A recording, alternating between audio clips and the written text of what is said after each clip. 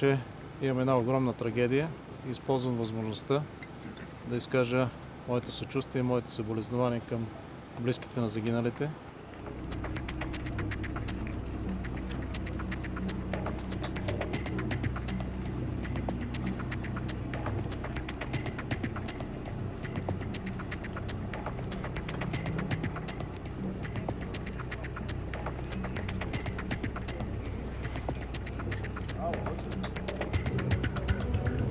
В някаква степен, и то не малка, се изяснява все повече картината, всеки изминал час, защото вече разпитват няколко отделни екипи, разпитват пострадалите, които са в Пирогов.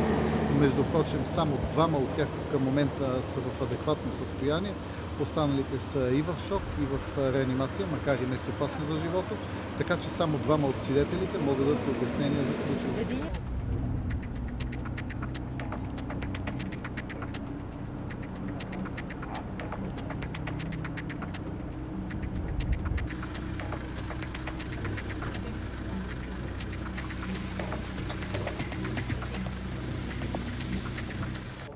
Аз не бих приел никакъв вид спекулации, че участъка на магистралата е възможни дупки или неравности е нещо, което е било от значение в този